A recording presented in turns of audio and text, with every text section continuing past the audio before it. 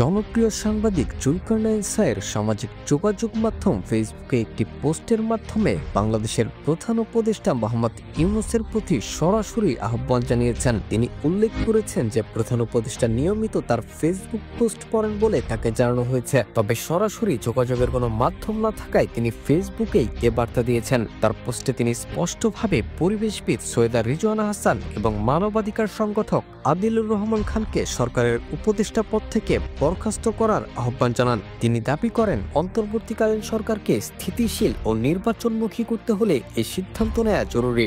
এছাড়া তিনি সরকারকে স্বরাষ্ট্র ও পররাষ্ট্র উপদেষ্টা পদে চৌকস, দক্ষ এবং সকলের নিকট গ্রহণযোগ্য ব্যক্তিদের নিয়োগ দেওয়ার পরামর্শ দিয়েছেন।